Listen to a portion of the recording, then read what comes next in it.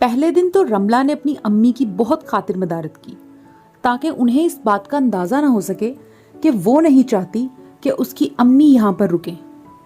जबकि दूसरी तरफ रज़िया बेगम दिल ही दिल में बहुत खुश थी कि उनकी बेटी उनकी इतनी इज्जत और खातिर मदारत कर रही है। रमला के कनाडा वाले मेहमानों ने 2-3 दिन बाद आना था, लेकिन शायद किसी एमरजेंसी की वजह से वो लोग जल्दी आ गए। अब रमला और ज़्यादा परेशान हो गई कि अब वो अपनी अम्मी को इनसे कैसे छुपाएगी, जबकि वो बिल्कुल नहीं चाहती थी कि उसकी अम्मी इन मेहमानों के सामने आए, ताकि इन्हें ये ना पता चल सके कि रमला एक गरीब घर से है।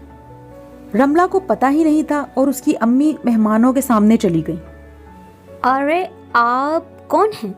पहले तो कभी मैंने आपको यहाँ नहीं देखा। आप रमला की क्या लगती हैं? रिश्तेदार हैं या फिर कुछ और हैं?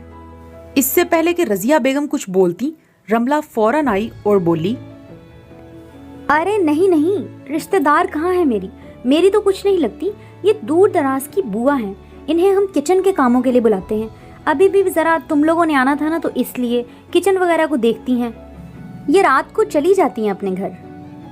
रमला के मुंह से ये सब सुनकर उसकी अम्मी हैरान और परेशान हुई।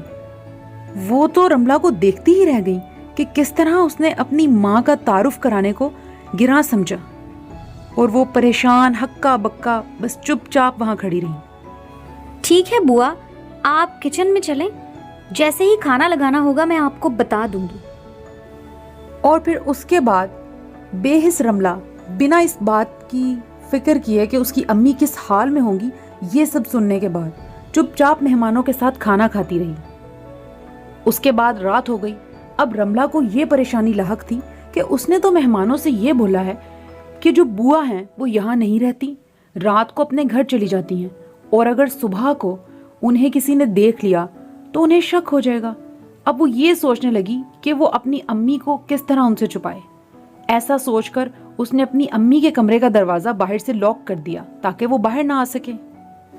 अगली सुबह रमला की बड़ी बहन आयला भागती हुई रमला के घर की तरफ आई। रमला, तुम इतनी बेहिस हो जाओगी, मैंने ये कभी नहीं सोचा था।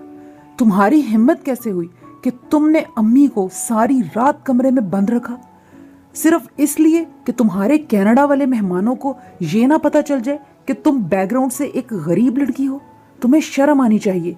वो माँ ही थी जिसने तुम्हारी शादी इतने अच्छे ससुराल में कराई। तुम्हें शर्म आनी चाहिए। अम्मी की हालत इतनी खराब थी कि उन्होंने इतनी बुरी बेहोशी की हालत में मुझे फोन करके बुलाया है। रमला, तुमने बहुत बुरा किया है। अगर अम्मी को कुछ हुआ तो मैं सारी जिंदगी तुम्हें माफ नहीं करूंगी। अब चुपचाप जल्दी से जाकर अम्मी को लेकर आओ, इससे पहले कि उनकी हालत मजीद खराब हो। रमला, ये देखो तुमने क्या हालत कर दी है अम्मी की। तुम्हें जरा शर्म नहीं आई, जरा ख्याल नहीं आया। आज के बाद हमारा तुमसे कोई ताल्लुक नहीं। तुम अपनी दौलत संभालो और अपने रिश्तेदार। अम्मी आज के बाद तुम्हारी तरफ नहीं आएंगी। ये हमेशा हमेशा के लिए सिर्फ मेरे पास रहेंगी। और फिर उसके बाद आयला अपनी अम्मी को अपने घर ले आई। आयला उनकी बहुत खिदमत करती, बहुत इज्जत देती और बहुत प्यार करती। उसकी अम्मी भी बहुत खुश थी कि उनकी बेटी दिल की गरीब नहीं है, और रमला के पास अब शर्मिंदगी के अलावा कुछ भी नहीं बचा।